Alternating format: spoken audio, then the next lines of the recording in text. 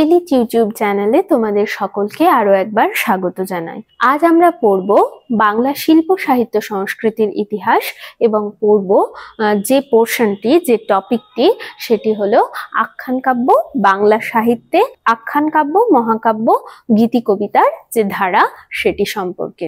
বাংলায় আধুনিক যে যুগের সূচনা সেটা কখন থেকে হয়েছিল এর আগের ভিডিওগুলোতে আমরা সেটা নিয়ে আলোচনা করেছি, তাই সে প্রসঙ্গে বিস্তারিত যাচ্ছি না। আমরা এবারে দেখব যে বাংলা কবিতার, আধুনিক যুগে বাংলা কবিতার ধারাটা কখন থেকে শুরু হলো। 1757 সালে পলাশীর যুদ্ধের পরে বাংলাদেশে বা আমাদের অখণ্ড ভারতবর্ষের যে বাংলা, তখনকার দিনের যে বাংলা, সেখানে অরাজকতা তৈরি হলো। ভারতীয় সমাজেও অবক্ষয়, দুর্দশা এগুলো শুরু হয়ে গিয়েছিল। তো সেই সময় নতুন একটা বণিক সম্প্রদায় তৈরি হচ্ছে, এদিকে সামাজিক জীবনে একটা টালমাটাল অবস্থা চলছে। এইরকম পরিস্থিতিতে জানো তো খুব একটা উৎকৃষ্ট সাহিত্য রচনা করা সম্ভব হয়নি। মানে যে বাংলা সাহিত্য মধ্যযুগে ভীষণ সমৃদ্ধ হয়ে উঠেছিল তার বিভিন্ন বিষয় বৈচিত্র্যের গুণে, যেমন জীবন চরিত সাহিত্য অর্থাৎ চৈতন্যদেবকে কেন্দ্র করে লেখা জীবনী সাহিত্য বা মঙ্গল কাব্য বা বৈষ্ণব পদাবলী সাহিত্য, এই সব নিয়ে বাংলা সাহিত্যের যে একটা সমৃদ্ধশালী পর্যায়, সেইটা আবার আধুনিক যুগে এসে যেটা আরো বেড়ে যাওয়ার কথা সেটা কিন্তু হয়নি। ওই পলাশীর যুদ্ধ পরবর্তী সামাজিক অচলাবস্থা, টালমাটাল অবস্থা, তার জন্য সাহিত্য রচনায় কিছুটা ভাটা পড়ে যায় এবং সেই সময় উৎকৃষ্ট সাহিত্য রচনার বদলে একটা আমোদ প্রমোদ, মানে ক্ষণিক উত্তেজনার নির্ভর সাহিত্য রচনার প্রতি ঝোঁক বেড়ে যায়। আর সেখান থেকেই জন্ম নেয় কবি গান। প্রথম আধুনিক যুগে বাংলা কাব্য কবিতার ধারা আলোচনা করতে গেলে আমাদেরকে এই কবি গানের কথা অবশ্যই মনে রাখতে হবে। কবি গান এই শব্দটিকে ব্যাপক অর্থে ব্যবহার করা হয় এবং কবি গান বলতে কীর্তন, খেউর, আখড়াই, হাফ আখড়াই ইত্যাদি বিভিন্ন লহর ইত্যাদি সমস্ত বিষয়গুলিকে কবি গানের অন্তর্ভুক্ত করা হয়। কবি গান রচয়িতাদের মধ্যে উল্লেখযোগ্য কয়েকজন, যেমন ছিলেন গোজলা গুই, রাম বসু, হরু ঠাকুর, ভোলা ময়রা এবং একজন অবাঙালিও ছিলেন, যিনি যার নাম তোমরা অনেকেই জানো, অ্যান্টনি ফিরিঙ্গি। এছাড়া এলো পাঁচালী সাহিত্য, দাশরথী রায়, পাঁচালী গান, দাশরথী রায় বা দাশু রায়ের পাঁচালী সাহিত্য। এলো টপ্পা গান, টপ্পা শব্দের অর্থ হলো লাভ। নিধুবাবু এই টপ্পা গান রচনায় যথেষ্ট কৃতিত্বের পরিচয় দেখিয়েছিলেন। তো এই কবি গানের পরে বাংলা সাহিত্যে এরপর কবিতা রচনার যে ধারাটি প্রবাহিত হলো যার হাত ধরে, তিনি হলেন ঈশ্বর গুপ্ত। কি নাম বললাম? ঈশ্বরচন্দ্র বিদ্যাসাগর নয়, কিন্তু ইনি ঈশ্বর গুপ্ত। তার হাত ধরে বাংলা সাহিত্যে কবিতা রচনার সূত্রপাত ঘটলো। কবিতাগুলি কি রকম? এই কবিতাগুলির মধ্যে আধুনিক যুগের কিছু বৈশিষ্ট্য খুঁজে পেলাম, আবার কিছু বৈশিষ্ট্য ছিল যেটা মধ্যযুগীয়। মানে কবির মানসিকতা বা কবি যেই সময়কালে দাঁড়িয়েছিলেন সেই দোদুল্যমান সময়কালের মানসিকতা, কবির মানসিকতা কবিতাগুলোর মধ্যে প্রতিফলিত হলো। কবিকে বলা হয়, কবি ঈশ্বরগুপ্তকে বলা হয় তাই যুগসন্ধির কবি। একদিকে যুগের আধুনিকতা, অন্যদিকে সমস্ত বিষয়গুলোকে মেনে নিতে না পারা, সমস্ত আধুনিক বিষয়গুলোকে গ্রহণ করতে না পারা, এই যে সংকটটা, এটা তার কবিতা রচনার মধ্যেও পড়লো। তাই আমরা দেখলাম আধুনিক যুগের উপযোগী কবিতা, যেমন বিভিন্ন দেবতা বাদ দিয়ে ঈশ্বর, আগের দিনের কাব্য কবিতাগুলো কি রকম ছিল, সেগুলি সবই প্রায় ঈশ্বরের কথা বলা হতো, অলৌকিকতা বলা হতো বা ঈশ্বরের সাধনা করা হতো, অর্থাৎ ঈশ্বর রিলেটেড সমস্ত বিষয় আশয় নিয়েই সাহিত্য রচনা হয়ে এসেছিল। ঈশ্বর গুপ্তের কবিতার মধ্যে এই যে ভগবান বা আধ্যাত্মিকতা রিলেটেড বিষয়গুলিকে খানিকটা ছাড় দেওয়া হলো এবং প্রকৃতি, সাধারণ একেবারে আমাদের দৈনন্দিন জীবনের সাধারণ বিষয় আশয়, এইসব নিয়ে কবিতা রচনা শুরু হলো। এই যে কবিতা রচনা শুরু হলো, অর্থাৎ আধুনিকতার ছোঁয়া একটা পেলাম, কিন্তু আবার সেই সময়ের যে স্ত্রী শিক্ষার প্রসার, মেয়েদের ইংরেজি শিক্ষা, এইগুলোকে কিন্তু আবার ঈশ্বরগুপ্ত মেনে নিতে পারেননি। এদিক থেকে তিনি ওই মধ্যযুগীয় যে মানসিকতা সেটাকে পুরোপুরি ছাড়তে পারেননি। তাই তার কবিতার মধ্যেও এই ইংরেজি শিক্ষার নিন্দা করা হয়েছে, মেয়েদের শিক্ষা, মেয়েদেরকে যে শিক্ষার আলোয় আনার চেষ্টা বা মেয়েরা যে শিক্ষার আলোয় আসছিল সেই ব্যাপারটাকে যে তিনি পছন্দ করছেন না, সেই বিষয়গুলোও এর মধ্যে উল্লেখ রয়েছে। অর্থাৎ ঈশ্বরগুপ্ত একই সঙ্গে আধুনিক যুগ এবং মধ্যযুগের একেবারে বার্তাবাহক, মানে যেন দুটি বিপরীত মেরুর একটা সহাবস্থান এই ঈশ্বরগুপ্ত চরিত্রের মধ্যে ঘটেছে। তাই তিনি যুগসন্ধির কবি হিসেবে রয়ে গিয়েছেন। অর্থাৎ তিনি পুরোপুরি আধুনিক যুগ এবং মধ্যযুগ, কোথাও তো একটা হুট করেই তো একদিন হঠাৎ করে চোখ খুলে আধুনিক যুগ তো আমরা দেখি না বা দেখবো না, বা আমাদের পৃথিবীতেও যদি কখনো কোনো পরিবর্তন হয় একদিন হঠাৎ চোখ খুললাম আর সবকিছু বদলে গেল, এরকমটা তো হবে না। সুতরাং ওই যে ধীরে ধীরে যে পরিবর্তনটা হয়েছিল, খানিকটা মেনে নেওয়া, খানিকটা মেনে নিতে না পারা, ওই দোলাচলতার জায়গায় দাঁড়িয়ে রয়েছেন ঈশ্বরগুপ্ত। ঈশ্বরগুপ্ত পরবর্তীকালে তার হাত ধরে বাংলা সাহিত্যে এলো আখ্যান কাব্য রচনার একটা ঢেউ। এই আখ্যান কাব্য রচনার ক্ষেত্রে যিনি ঈশ্বরগুপ্তের উত্তরসূরি হিসেবে বাংলা সাহিত্যে আবির্ভূত হলেন তার নাম রঙ্গলাল বন্দ্যোপাধ্যায়।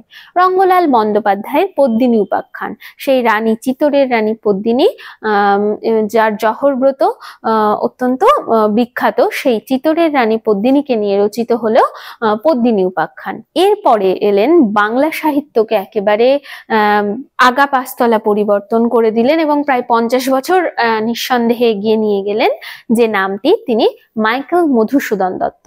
মাইকেল মধুসূদন দত্ত তিনি বাংলা সাহিত্যে রচনা করলেন, মানে বাংলা আধুনিক কবিতায় তিনি কি কি জিনিস সংযোজন করলেন সেগুলি মাইকেল মধুসূদন দত্ত পড়ার সময় আমরা ডিটেলে জানবো। এখন একটু এই যে ধারাটা আমরা পড়ছি, বাংলা আখ্যান কাব্য, মহাকাব্য এবং গীতি কবিতা রচনার ধারা, সেইখানে একটু বিষয়গুলো অল্প অল্প করে জেনে নিই। তিনি লিখলেন মহাকাব্য, সেটা সাহিত্যিক মহাকাব্য। তিনি লিখলেন পত্রকাব্য, লিখলেন সনেট। এরপরে মধুসূদন দত্তের হাত ধরে এলেন নবীনচন্দ্র সেন, হেমচন্দ্র বন্দ্যোপাধ্যায় প্রমুখ। তারপরে ধীরে ধীরে বাংলা এই যে আখ্যান কাব্য বা মহাকাব্য, এত বড় বড় কাব্য রচনার ধারাটা কিন্তু চেঞ্জ হয়ে গেল। যদিও এটার সূত্রপাত কিন্তু মাইকেল মধুসূদন দত্তের ওই চতুর্দশপদী কবিতাবলী অর্থাৎ সনেট রচনার মধ্যে দিয়ে। বিহারীলাল চক্রবর্তীকে আমরা বাংলা সাহিত্যে দেখলাম এবং বিহারীলাল চক্রবর্তীর হাত ধরে বাংলা সাহিত্যে গীতি কবিতার রচনার সূত্রপাত ঘটলো। তার সাধের আসন, সারদা মঙ্গল, বঙ্গসুন্দরী, এই সমস্ত কাব্যগ্রন্থগুলির মধ্যে দিয়ে তিনি যে গীতি কবিতার ধারাটিকে, গীতি কবিতার বীজটিকে একেবারে বাংলা কাব্য কবিতার জগতে পুঁতে দিলেন এবং সেই ধারাটি পরবর্তীকালে তার হাত থেকে, অর্থাৎ বিহারীলাল চক্রবর্তীর হাত থেকে পরবর্তীকালে গোবিন্দচন্দ্র দাস, অক্ষয় বড়াল, গিরীন্দ্র মোহিনী দাসী, কামিনী রায়, এদের, মানকুমারী বসু, এদের হাত ধরে ধীরে ধীরে এসে পৌঁছলো রবীন্দ্রনাথ ঠাকুরের হাতে। রবীন্দ্রনাথ ঠাকুর এই যে বাংলা গীতি কবিতার ধারাটিকে একেবারে যেন সম্পূর্ণতা দান করলেন।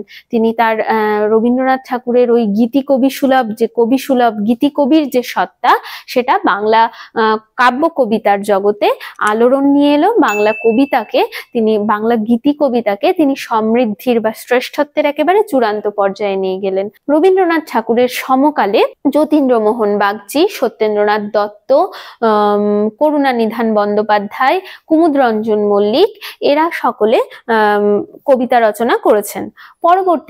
পরবর্তীকালে বলতে রবীন্দ্র সমকালেই কিন্তু রবীন্দ্রনাথ থেকে একটু আলাদা হয়ে কিছু জন, রবীন্দ্রনাথের প্রতিভা এত বিশাল ছিল যে রবীন্দ্রনাথের প্রতিভার নিচে সে সময় কত কবি সাহিত্যিক চাপা পড়ে গিয়েছেন তার হিসেব আমরা জানি না, কিন্তু তবুও রবীন্দ্র সমকালে রবীন্দ্র বৃত্তের বাইরে বা রবীন্দ্র ভাবধারার বাইরে কবিতা রচনা করে যারা বাংলা সাহিত্যে টিকে গেলেন তাদের মধ্যে অন্যতম হলেন নজরুল ইসলাম, কাজী নজরুল ইসলাম, যতীন্দ্রনাথ সেনগুপ্ত যাকে বলা হয় দুঃখবাদী কবি, মোহিতলাল মজুমদার যাকে বলা হয় দেহবাদী কবি। আর তারপরে এলেন জীবনানন্দ দাশ, এরপরে প্রেমেন্দ্র মিত্র, বিষ্ণু দে, অমিয় চক্রবর্তী, সুধীন্দ্রনাথ দত্ত প্রমুখ কবি বাংলা সাহিত্য রচনার, বাংলা কাব্য কবিতা রচনার জগতে এলেন এবং এদের হাত ধরে সুভাষ মুখোপাধ্যায়, এদের হাত ধরে বাংলা কবিতা একটা ভিন্নতা পেল। রবীন্দ্র কাব্য বলয়ের বাইরে এক ধরনের ভিন্নতা পেল। রবীন্দ্রনাথ পরবর্তী যে রবীন্দ্রোত্তর আধুনিক কবিতা তার জন্ম হলো এবং পরবর্তীকালে অন্যান্য কবি সাহিত্যিকদের হাত ধরে বাংলা কবিতার এই ধারাটি, যেমন শক্তি চট্টোপাধ্যায়, শঙ্খ ঘোষ, এদের হাত ধরে, জয় গোস্বামী, এদের হাত ধরে সেই ধারা এখনো বহমান। এই গেল বাংলা কাব্য কবিতার আখ্যান কাব্য, মহাকাব্য এবং গীতি কবিতার ধারা। এটি একটি সম্পূর্ণ আলোচনা, অর্থাৎ বাংলা সাহিত্যে বাংলা কাব্য কবিতার জগতের একটি ধারাবাহিক একটি আলোচনা। সম্পূর্ণ আলোচনা বলতে অত ডিটেইল আলোচনা নয়, কিন্তু কার পরে কে এসেছিলেন বা কিভাবে গীতি কবিতার ধারা এলো। রবীন্দ্রনাথের সমকালে রবীন্দ্রানুসারী কবি সমাজ না হয়ে কিছুটা রবীন্দ্রনাথ থেকে আলাদা হয়ে কিছু কবিদের কথা, অর্থাৎ কাজী নজরুল, যতীন্দ্রনাথ সেনগুপ্ত, মহিতলাল মজুমদার, এদের কথা বললাম।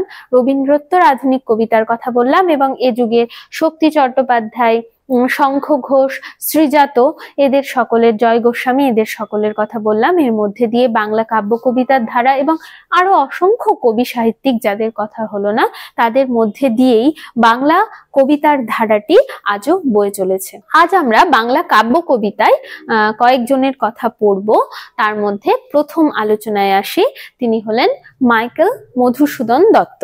হেই, যদি তুমিও তোমার এক্সাম প্রিপারেশন অনেক সহজ করে তুলতে চাও, তাহলে ডেসক্রিপশন বক্সের লিঙ্ক থেকে এলিট অ্যাপটি ডাউনলোড করে নাও। সেখানে তুমি প্রতিটি টপিকের ভিডিও লেকচার, স্টাডি ম্যাটেরিয়ালস এবং নোটস, কোয়েশ্চেন অ্যান্সারের সলিউশন, অডিও বুকস এবং বোর্ডের যাবতীয় ইম্পর্টেন্ট আপডেট পেয়ে যাবে। তাই অ্যাপটি ডাউনলোড করতে ভুলো না। তো চলো আবার টপিকে ফিরে যাই। আমরা পড়ব বাংলা কাব্য জগতে মাইকেল মধুসূদন দত্তের অবদান। মাইকেল মধুসূদন দত্ত, তোমাদের বাংলা কাব্য কবিতার যে ধারাটা আলোচনা করছিলাম সেটা বলতে গিয়ে বলছিলাম যে মাইকেল মধুসূদন দত্ত বাংলা কবিতার জগতে এমন একটি নাম, যে নামটি আমাদের বাঙালি মাত্র এবং বাংলা সাহিত্যপ্রেমী মানুষ মাত্রই মনে রাখি। এবং এই একটি মানুষ, তিনি বাংলা সাহিত্য রচনা করতে কিন্তু প্রথমে আসেননি। তিনি চেয়েছিলেন যে তিনি ইংরেজি সাহিত্য লিখে বিখ্যাত হবেন, সেলি কেটস, বায়রন, ওয়ার্ডসওয়ার্থ এদের মতো তারও নাম উচ্চারিত হবে এবং লোকে মনে রাখবে তার নাম। এবং সেই উদ্দেশ্য নিয়ে তিনি খ্রিস্ট ধর্ম গ্রহণ করেন, তিনি বিদেশে চলে যান, কিন্তু পরবর্তীকালে তিনি আবার বাংলায় ফিরে আসেন এবং বাংলায় যে সাহিত্য রচনা শুরু করেন, সেখান থেকে বাংলা সাহিত্যকে তিনি যে সময় দাঁড়িয়ে কবিতা লিখলেন, বাংলা কবিতার জগতে এলেন, সেই সময়কালে দাঁড়িয়ে বাংলা সাহিত্যকে প্রায় 50 বছর এগিয়ে দিলেন একা নিজের হাতে, একথা নিঃসন্দেহে বলা যায়। এবারে আসি মাইকেল মধুসূদন দত্তের কাব্য কবিতা সম্পর্কে। মাইকেল মধুসূদন দত্তের লেখা প্রথম কাব্যগ্রন্থের নাম হলো তিলোত্তমা সম্ভব। আর তোমাদের বলছিলাম মাইকেল মধুসূদন দত্ত তিনি হচ্ছেন সাহিত্যিক মহাকাব্য রচনা করেছেন। মহাকাব্য প্রধানত দু রকমের হয়, একটা অথেন্টিক এপিক বা জাত মহাকাব্য, আর একটা হলো লিটারেরি এপিক বা সাহিত্যিক মহাকাব্য। মাইকেল মধুসূদন দত্ত সাহিত্যিক মহাকাব্য রচনা করলেন, যার নাম আমরা প্রায় সকলেই জানি, মেঘনাদ বধ কাব্য।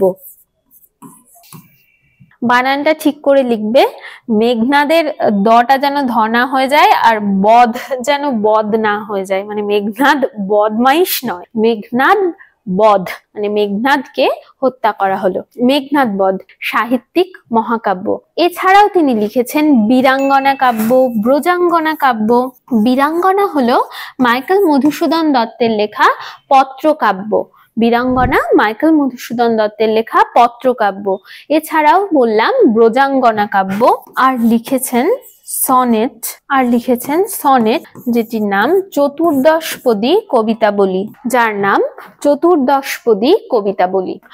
তোমরা মাইকেল মধুসূদন দত্তের সনেট সম্পর্কে একটু পরিচিত, কারণ তোমরা ফার্স্ট সেমিস্টারে ঈশ্বরচন্দ্র বিদ্যাসাগর বলে মাইকেল মধুসূদন দত্তের লেখা সনেট অলরেডি পড়ে ফেলেছো। এবারে আমরা বাংলা কাব্য কবিতার জগতে মাইকেল মধুসূদন দত্তের অবদান সম্পর্কে জেনে নিই। তার এইগুলি কাব্যগ্রন্থ, আমি তোমাদের বললাম একটা একটা করে যে তিনি আখ্যান কাব্য লিখেছেন, তিনি সাহিত্যিক মহাকাব্য লিখেছেন, যেমন মেঘনাদ বধ লিখেছেন বীরাঙ্গনা, পত্র কাব্য লিখেছেন সনেট অর্থাৎ চতুর্দশপদী কবিতাবলী, 14 লাইনের যে ছোট ছোট কবিতাগুলি। তাহলে দেখো মাইকেল মধুসূদন দত্ত কিন্তু বাংলা কাব্য কবিতার জগতে বিষয় বৈচিত্র্য নিয়ে এলেন। আগে যেটা কিছু আখ্যান কাব্য বা বড় বড় কাব্য রচনা করা হতো, মধ্যযুগের কাব্যগুলোর দিকে তাকালেও দেখতে পাবে, বা আধুনিক যুগের বাংলা সাহিত্যে যে রঙ্গলাল বন্দ্যোপাধ্যায় তার যে আখ্যান কাব্য অর্থাৎ পদ্মিনী আখ্যান,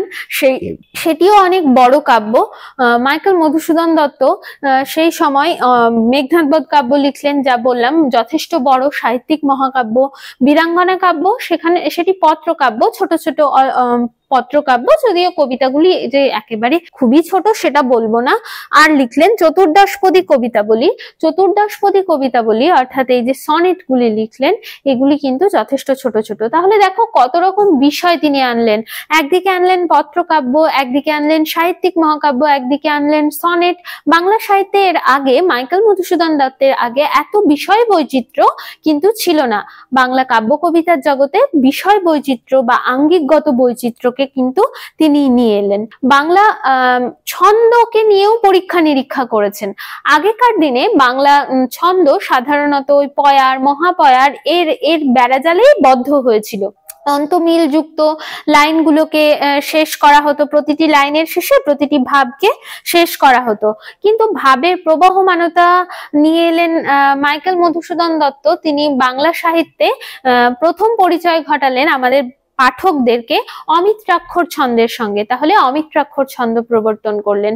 বিভিন্ন সমাসবদ্ধ পদ, একটু দুরূহ তার লেখা যে কবিতা, সেগুলির মধ্যে যে সমস্ত শব্দগুলো তিনি বেছে নিয়েছেন তার মধ্যে একটু কাঠিন্য রয়েছে, অর্থগত কাঠিন্য রয়েছে, কিন্তু তবুও তিনি এই যে শব্দগুলো ব্যবহার করছেন, এগুলো কিন্তু পরবর্তীকালের বাংলা যে কবি সাহিত্যিক যারা আসবেন তাদেরকে যথেষ্ট সাহায্য করেছিল বাংলা সাহিত্য রচনা করার ক্ষেত্রে। মাইকেল মধুসূদন দত্তের বিষয় বৈচিত্র্য, আঙ্গিকগত বৈচিত্র্য, তার অমিত্রাক্ষর ছন্দ প্রবর্তন ইত্যাদি বাংলা কাব্য কবিতাকে একেবারে ওই বললাম যেটা যে 50 বছর কেন, প্রায় 100 বছর এগিয়ে দিয়ে গেল।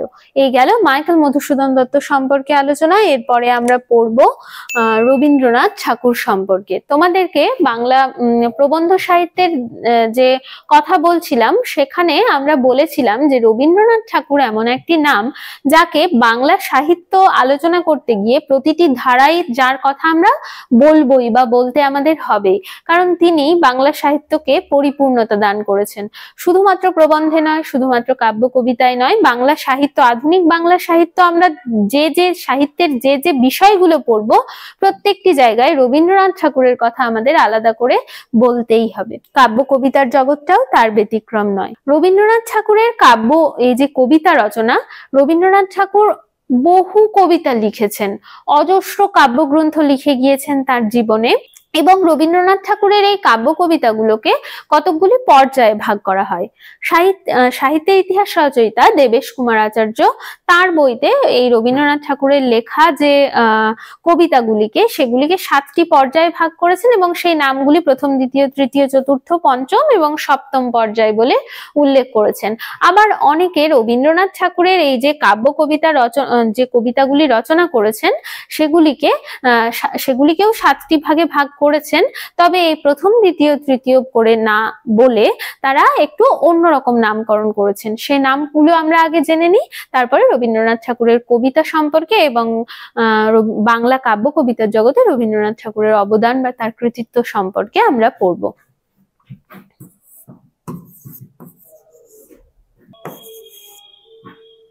তাহলে এই যে 7টি ভাগ আমরা করলাম, সূচনা পর্ব, উন্মেষ পর্ব, ঐশ্বর্য পর্ব, অন্তর্বর্তী পর্ব, গীতাঞ্জলি পর্ব, বলাকা পর্ব এবং অন্ত পর্ব।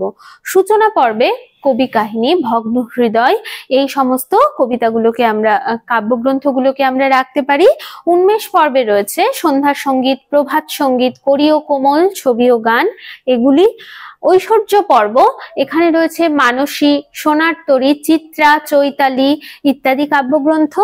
অন্তর্বর্তী পর্ব, এখানে রয়েছে নৈবেদ্য, স্মরণ, কথা ও কাহিনী ইত্যাদি কাব্যগ্রন্থ, শিশু ইত্যাদি কাব্যগ্রন্থ। গীতাঞ্জলি পর্ব হচ্ছে গীতাঞ্জলি, গীতালি এবং গীতিমাল্য।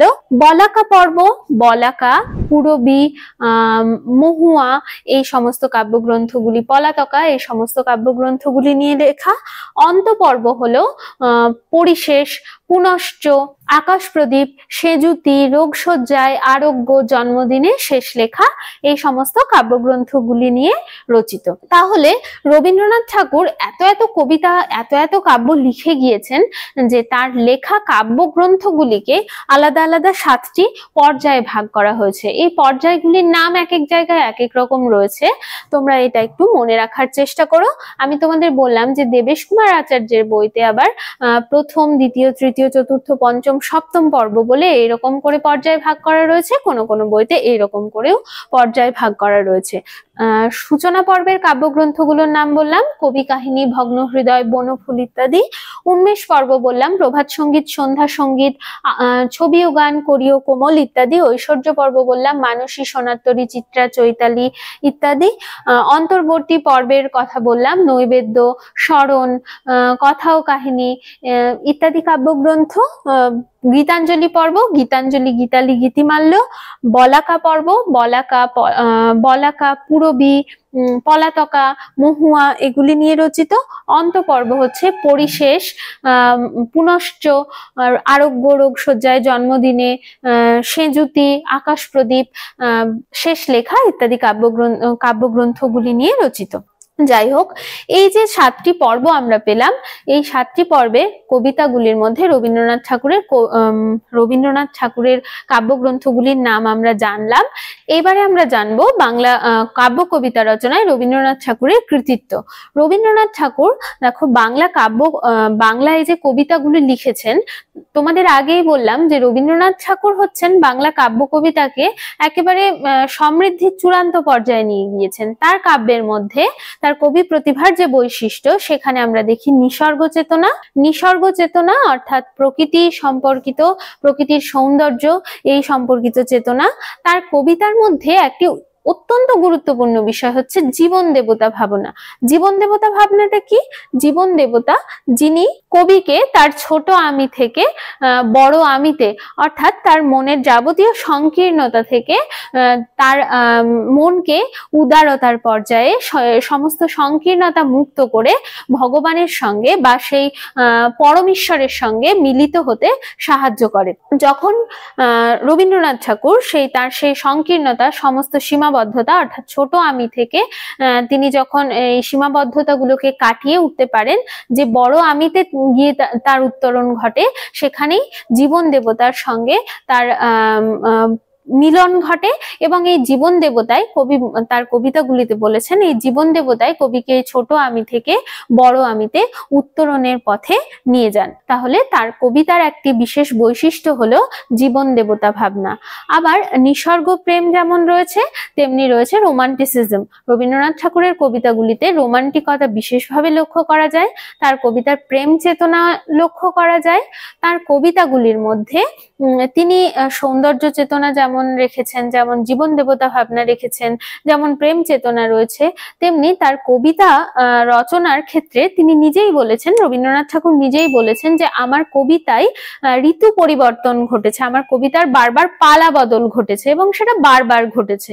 একরকম কবিতা রচনা করতে করতে অন্যরকম, সেখান থেকে আবার মনের যে মেন্টাল স্টেটে যখন তিনি থেকেছেন সেই অনুযায়ী কবিতা রচনার ধরনগুলোও পাল্টে গিয়েছে। তিনি গদ্য ছন্দেও কবিতা লিখেছেন। প্রথম দিকে তার লেখা যে কবিতাগুলোই যে অন্তমিল দেখতে পায়, পরের দিকে লেখা তার কাব্যগ্রন্থগুলিতে কিন্তু সেই অন্তমিলটাকে আমরা দেখতে পাই না। তিনি গদ্য ছন্দ ব্যবহার করেছেন তার কবিতা লিখতে গিয়ে। তিনি তার কবিতা লিখতে গিয়ে শুধু যে গদ্য ছন্দ ব্যবহার করেছেন এমন নয়, বা তার কবিতার মধ্যে কেবলই রোমান্টিসিজম রয়েছে, কবিতার মধ্যে মর্তপ্রীতি রয়েছে, মানে পৃথিবীকে ভালোবাসা, মানবপ্রীতি রয়েছে, সেইগুলোই যে শুধু রয়েছে, নিসর্গ চেতনা রয়েছে তাই নয়, তার কবিতার মধ্যে কিন্তু প্রতিবাদও রয়েছে।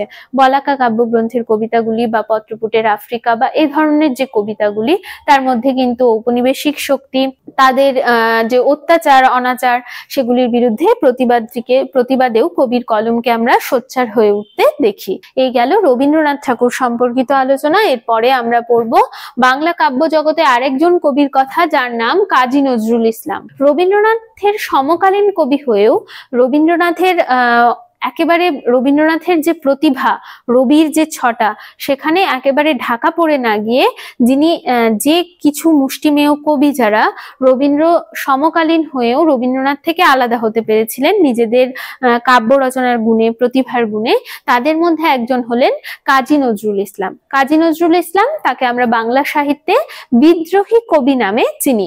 কাজী নজরুল ইসলামের লেখা কাব্যগ্রন্থগুলি, প্রথম কাব্যগ্রন্থ হলো অগ্নিবীণা। তার লেখা অন্যান্য কাব্যগ্রন্থগুলির নাম একটু বলে যায়, সেগুলি হলো দোলন চাপা, বিষের বাসি, ভাঙার গান, সাম্যবাদী, সর্বহারা, সিন্ধু হিন্দোল ইত্যাদি। এই যে কাজী নজরুল ইসলাম, তার কথা বললাম যে তাকে আমরা বাংলা সাহিত্যে বিদ্রোহী কবি নামে চিনি। সুতরাং এ কথা আমরা বুঝে নিতে পারি যে কাজী নজরুল ইসলামের কবিতা রচনার মধ্যে একটা বিদ্রোহের সুর, তার কবিতা রচনার বৈশিষ্ট্য সম্পর্কে যখন আলোচনা করতে যাব, তখন আমরা এটা নিঃসন্দেহে বুঝে নিতে পারি যে তার কবিতা রচনার মধ্যে একটা বিদ্রোহের সুর ছিল। তিনি সেই সময়ের কেবলমাত্র ঔপনিবেশিক শক্তি, বলছি না, সেই সময় তো ভারতবর্ষ পরাধীন, সুতরাং ঔপনিবেশিক শক্তির বিরুদ্ধে তো তিনি গর্জে উঠেছিলেনই, তাদের অত্যাচার অন্যায়ের বিরুদ্ধে, সামাজিক সমস্ত রকম অন্যায়ের বিরুদ্ধে, অর্থনৈতিক যে বৈষম্য, তার বিরুদ্ধে, এই সমস্ত কিছুর বিরুদ্ধেই তিনি গর্জে উঠেছিলেন। তবে তিনি বিদ্রোহী কবি ছিলেন বলে তার মধ্যে ভালোবাসা ছিল না বা মানুষের প্রতি ভালোবাসা ছিল না, ব্যাপারটা কিন্তু এমন নয়। তার এই যে বিদ্রোহী চেতনা, এটা ছিল কিন্তু শুধুমাত্র এই মানুষকে ভালোবেসেই। তিনি মানুষকে ভালোবাসতেন বলেই মানুষের অত্যাচার, মানুষের উপরে অত্যাচার দেখে, মানুষের প্রতি অনাচার দেখে তার কলম বারবার গর্জে উঠেছে। তিনি ঔপনিবেশিক শক্তির কাছেও মাথা নত করেননি। তার লেখা আনন্দময়ীর আগমনে নামে একটি কবিতা রয়েছে, সেই কবিতাটি প্রকাশিত হওয়ার পর ইংরেজ সরকার তাকে অ্যারেস্ট করে, তাকে কারাবন্দী হতে হয়, কিন্তু তবুও তিনি তার রচনার মধ্যে যে বিদ্রোহের সুর, সেটাকে কখনো নামিয়ে দেননি। তিনি তার মেরুদণ্ড কখনো ভেঙে দেননি, নিজের মেরুদণ্ডকে কখনো ঝুঁকে পড়তে দেননি। তো কাজী নজরুল ইসলামের কাব্য কবিতা রচনার মধ্যে বিদ্রোহের সুর তো রয়েছে, কিন্তু সেই যে বিদ্রোহ, সেটা কিন্তু আসলে মানুষকে ভালোবেসে। তাই তার কবিতার মধ্যে বিদ্রোহী যে সুর, বিদ্রোহের যে সুর, তার আড়ালে মানুষের প্রতি ভালোবাসা, নিজের দেশ স্বদেশের প্রতি ভালোবাসা, এগুলোকে আমরা ফুটে উঠতে দেখি। তিনি বাংলা কবিতায় সাম্যবাদী চেতনার কে প্রতিষ্ঠিত করেছেন। তিনি নিজে সাম্যবাদে বিশ্বাসী ছিলেন এবং তার সাম্যবাদী বা সর্বহারা কবিতাগুলির মধ্যে, এই কাব্যগ্রন্থের কবিতাগুলির মধ্যে এই সাম্যবাদী চেতনাটিকে ফুটে উঠতে দেখি। কবির অসাম্প্রদায়িক মনোভাবটিকেও ফুটে উঠতে দেখি আমরা তার কবিতার মধ্যে। মোরা একই বৃন্তে দুটি কুসুম, হিন্দু মুসলমান, এটি তার বিখ্যাত কবিতা, তোমরা অনেকেই জানো। তার কবিতার মধ্যে স্বদেশ প্রেমের কথা তো বললাম, তার কবিতার মধ্যে স্বদেশ প্রেম রয়েছে। তার কবিতার মধ্যে তাহলে মর্তপ্রীতি, মানুষের প্রতি ভালোবাসা, স্বদেশ প্রেম, বিদ্রোহের সুর, আবার তার কবিতার মধ্যে সাম্যবাদী ভাবধারা, অসাম্প্রদায়িক মনোভাব ইত্যাদির প্রতিফলনও ঘটেছে। কাজী নজরুল ইসলাম হলো। এরপরে আমরা আসি জীবনানন্দ দাশ, বাংলা কাব্য জগতে জীবনানন্দ দাশ সম্পর্কে। কাজী নজরুল ইসলাম, তাকে যেমন আমরা বিদ্রোহী কবি নামে চিনি, তেমনি জীবনানন্দ দাশকে আমরা চিনি রূপসী বাংলার কবি নামে। রূপসী বাংলার কবি জীবনানন্দ দাশ। জীবনানন্দ দাশের লেখা প্রথম কাব্যগ্রন্থের নাম ঝরাপালক। এছাড়াও তার লেখা অনেক কাব্যগ্রন্থ রয়েছে, ধূসর পাণ্ডুলিপি, মহাপৃথিবী, বনলতা সেন এই নামটির সঙ্গে তোমরা নিশ্চয়ই পরিচিত, রূপসী বাংলা ইত্যাদি। তো এই যে জীবনানন্দ দাশ, তিনি বাংলা সাহিত্যে কিন্তু এমন একজন কবি যার কবিতা রচনার স্টাইলের সঙ্গে তার পূর্ববর্তী কবিদের কোনো মিল নেই। কোনো মিল নেই বলতে তিনি যে যে বিষয়গুলো নিয়ে এলেন বাংলা কবিতার জগতে, সেখানে তিনি বেশিরভাগ ক্ষেত্রে অভিনবত্ব দেখালেন। কি অভিনবত্ব? তিনি দেখালেন যে চিত্রকল্প ব্যবহার করলেন। চিত্রকল্প মানে হলো যে বিষয়টিকে কবি বলতে চাইছেন সেই বিষয়টিকে তার সমস্ত রূপ, রং, তার স্বাদ, তার সৌন্দর্য সমেত এমনই ইন্দ্রিয় গ্রাহ্য করে তোলা, মানে এমন ভাবেই রিপ্রেজেন্ট করা যাতে পাঠক যখন কবিতা পড়ে তখন তার সামনে সে যেন মনে করে যে একটা সিনেমা দেখতে পাচ্ছে, তার চোখের সামনে সমস্ত ছবিটা একেবারে পরিষ্কার হয়ে ফুটে ওঠে। এবং একটা যদি কোনো বনের দৃশ্য হয়, যদি কোনো মাঠের দৃশ্য হয়, যদি কোনো নদীর দৃশ্য হয়, তাহলেও সেই জায়গাটা, সেই জায়গার প্রতিটি খুঁটিনাটি বিষয়কে এমন ভাবে জীবনানন্দ দাশ তার রচনার মধ্যে তুলে ধরেছেন, এত এত রঙের কথা বলেছেন, এত এত শেড ব্যবহার করেছেন যে তিনি তার লেখায় কবিতাগুলি যেন সবকিছু আমরা ছবির মতো চোখের সামনে পরিষ্কার দেখতে পাই। এটাই হলো চিত্রকল্প। চিত্রকল্পের বহুল ব্যবহার করেছেন বলে রবীন্দ্রনাথ ঠাকুর জীবনানন্দ দাশের কবিতাগুলি সম্পর্কে বলেছিলেন, জীবনানন্দের কবিতা হলো চিত্ররূপময়। জীবনানন্দ দাশের কবিতার মধ্যে রূপসী বাংলার যে রূপসী রূপ, বাংলার যে রূপ বৈচিত্র্য, সেটিকেও ফুটে উঠতে দেখি। বট, হিজল, ধানসিঁড়ি নদী, কলমি বা ভাট ফুল, এই সমস্ত কিছুর মধ্যে দিয়ে গ্রাম বাংলার যে সৌন্দর্য সেটিকে আমরা ফুটে উঠতে দেখি। উপমা ব্যবহারের ক্ষেত্রেও কিন্তু তিনি অভিনবত্ব দেখিয়েছেন। এর আগে বাংলা সাহিত্যে পচা চাল কুমড়ো, নষ্ট শশা বা উটের গ্রীবার মতো অন্ধকার, এই সমস্ত কথা কেউ বলেননি। তার রচনার মধ্যে আধুনিক জীবনের যন্ত্রণাটিকেও ফুটে উঠতে দেখি। তার আধুনিক জীবন যন্ত্রণার ছবিটি ফুটে উঠেছে বলেই তিনি লিখেছিলেন 8 বছর আগের একদিন, বা বোধ, বা অদ্ভুত আধার এক, এইরকম অজস্র কবিতা। জীবনানন্দ দাশের কবিতার মধ্যে তাহলে আমরা চিত্রকল্পের ব্যবহার দেখলাম, উপমা ব্যবহারের অভিনবত্ব দেখলাম, মানে উপমা ব্যবহারে তিনি ভীষণ অভিনবত্ব রেখেছেন, যেগুলি তার আগে পূর্ববর্তী কোনো কবি তাদের উপমা তুলনা করতে, কোনো বিষয়কে কোনো কিছুর সঙ্গে তুলনা করা যে ব্যাপারটা, সেটাকে আমরা বলি উপমা অলংকার। অলংকার যখন পড়বে তোমরা তখন এইগুলো আরো বেশি করে জানবে। তো এই যে বিষয়গুলো উপমা ব্যবহার করতে আমরা দেখি, যেটা আমরা এর আগে জীবনানন্দ দাশের আগে কবিতার মধ্যে খুঁজে পাই না। তাহলে তিনি রূপসী বাংলার কবি, উপমা ব্যবহারে অভিনবত্ব এনেছেন, তিনি আধুনিক জীবনের যন্ত্রণা তুলে ধরেছেন, তিনি চিত্রকল্পের ব্যবহার করেছেন। জীবনানন্দ দাশের কবিতা এবং বাংলা সাহিত্যের এক অমূল্য সম্পদ হয়ে রয়েছে। জীবনানন্দ দাশের কবিতার মধ্যে ইতিহাস চেতনা টিকে ফুটে উঠতে দেখি, অর্থাৎ ঐতিহাসিক যে বিষয়গুলিকে তিনি তার কবিতার মধ্যে ব্যবহার করেছেন। এবং আরো একটি ব্যাপার হলো, জীবনানন্দ দাশের কবিতার মধ্যে কিন্তু আধুনিক জীবনের যন্ত্রণা থাকলেও প্রেম চেতনা বা রোমান্টিসিজমটিকেও ফুটে উঠতে দেখি। বনলতা সেন বা সুচেতনা, এই কবিতাগুলি তার এই প্রেম চেতনাটিকে প্রকাশ করে দেয়। তাহলে এই গেল জীবনানন্দ দাশ সম্পর্কে, বাংলা কাব্য কবিতার জগতে জীবনানন্দ দাশের কৃতিত্ব বা জীবনানন্দ দাশের অবদান সম্পর্কে আলোচনা। এরপরে আমরা দেখব প্রেমেন্দ্র মিত্র, কবি প্রেমেন্দ্র মিত্র। তার লেখা প্রথম কাব্যগ্রন্থ হলো প্রথমা। তার লেখা প্রথম কাব্যগ্রন্থের নাম প্রথমা। এছাড়াও তিনি লিখেছেন অনেক কাব্যগ্রন্থ, যেমন ফেরারি ফৌজ, সম্রাট, সাগর থেকে ফেরা, হরিণ চিতা চিল ইত্যাদি কাব্যগ্রন্থ। তো এই যে প্রেমেন্দ্র মিত্র কাব্য কবিতা রচনা করতে এসে তিনি প্রথম বিশ্বযুদ্ধ পরবর্তী যে আমাদের ভারতবর্ষ, তার যে আর্থিক দুরবস্থা, তার যে সামাজিক পরিস্থিতি, সেখানকার মানুষজন, তাদের জীবনযাত্রা, তাদের দুঃখ কষ্ট সবকিছুকে তুলে আনলেন। জানো তো, আমি কবি নামে প্রেমেন্দ্র মিত্রের একটি কবিতা রয়েছে, সেখানে তিনি তার এই যে কবি সত্তাটা কিরকম সে সম্পর্কে এক্সপ্লেন করেছেন। কেমন?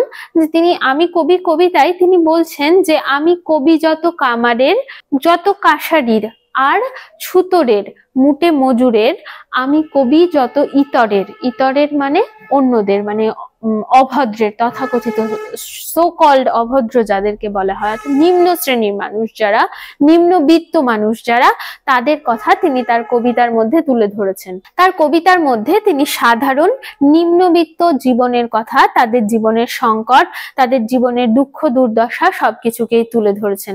ফ্যান কবিতাটি তার উদাহরণ, প্রেমেন্দ্র মিত্রের লেখা ফ্যান কবিতা।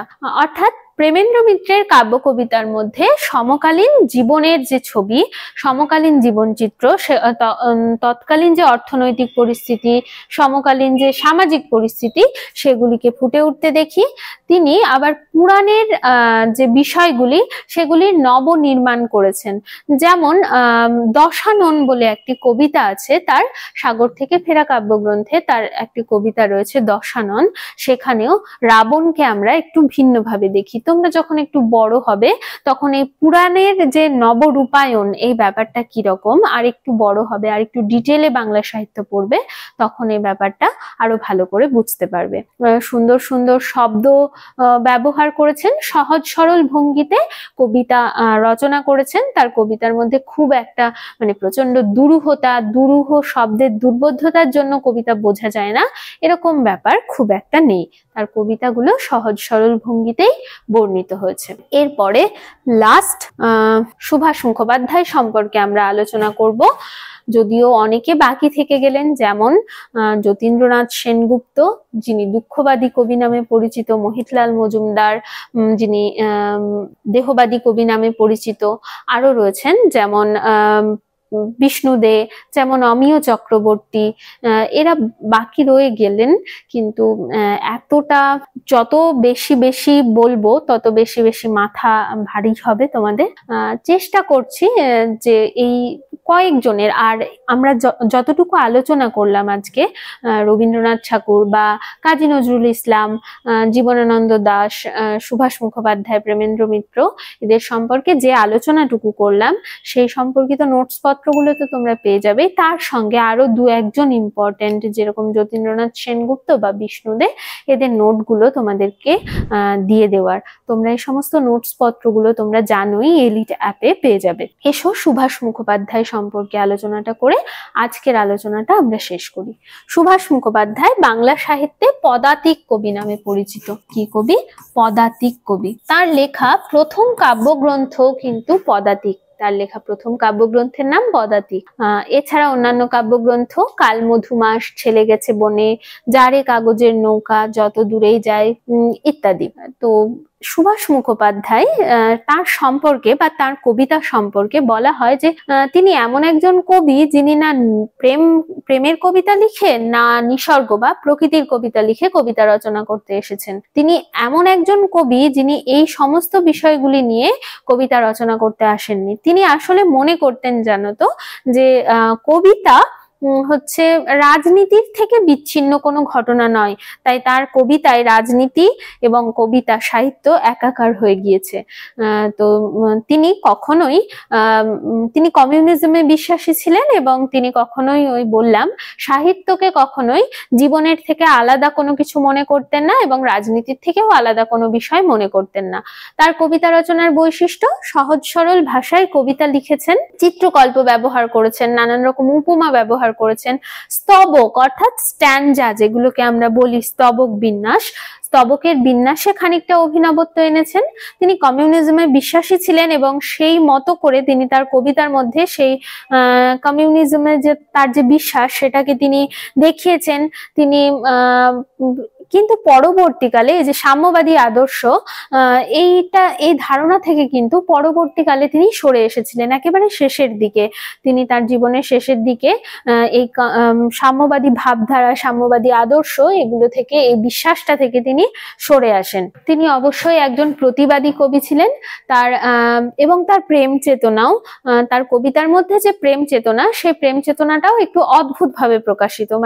অন্যান্য কবি সাহিত্যিকেরা প্রেম চেতনাকে যেভাবে এঁকেছেন বা প্রেম চেতনা সম্পর্কে যে সমস্ত কথাবার্তা বলেছেন, সুভাষ মুখোপাধ্যায়ের প্রেম চেতনা কিন্তু তার থেকে সম্পূর্ণ আলাদা। তিনি ওই রাজনীতির সঙ্গে একসঙ্গে মিশিয়ে, প্রতিবাদের সুরের সঙ্গে একসঙ্গে মিশিয়ে তিনি তার প্রেম চেতনাটিকে ব্যক্ত করেছেন। এই গেল আজকের কাব্য কবিতায় বিভিন্ন বাংলা কাব্য সাহিত্যের ধারা, আখ্যান কাব্য, মহাকাব্য এবং গীতি কবিতার যে ধারা, সেই ধারার কথা এবং সেখানে উল্লেখযোগ্য কবি যাদের সম্পর্কে তোমাদের পরীক্ষায় প্রশ্ন আসতে পারে তাদের সম্পর্কে কিছু সাধারণ আলোচনা। আশা করি তোমাদের একটু সাহায্য হবে। আর যা তোমাদের আগেই বললাম যে নোটস পত্রগুলো তোমরা এলিট অ্যাপে পেয়ে যাবে। যেটুকু নোটস পত্র এখানে যে সমস্ত বিষয়, যে সমস্ত কবিদের কথা হয়তো এখানে বলা হলো না, কিন্তু তবুও পরীক্ষার ক্ষেত্রে হয়তো প্রশ্নটা ইম্পর্টেন্ট হতে পারে, সেই রকম দু একটা বিষয় যেগুলো বাকি থেকে গেল, দু একজন কবির কথা যেগুলো বাকি থেকে গেল। অবশ্য দু একজন কবি, এই কথাটা বলা ভুল, দু একজন কবি বাকি নেই, অনেকেই বাকি রয়েছেন, কিন্তু ইম্পর্টেন্ট প্রশ্ন হিসেবে যে দু একজন কবির কথা বাকি থেকে গেল সেই নোটসগুলো তোমরা এলিট অ্যাপের মধ্যে পেয়ে যাবে। ডেসক্রিপশন থেকে তোমরা এলিট অ্যাপটি ডাউনলোড করে নিতে পারবে। ভালো থেকো। আবার পরের ভিডিওতে তোমাদের সঙ্গে দেখা হবে সাহিত্যের, আধুনিক বাংলা সাহিত্যের ইতিহাসের অন্য আরেকটি টপিক নিয়ে। এই ধরনের এডুকেশনাল ভিডিও আরও দেখতে চ্যানেলটিকে সাবস্ক্রাইব করে এলিট পরিবারের মেম্বার হয়ে যাও। Thank you so much and always remember, knowledge worth sharing.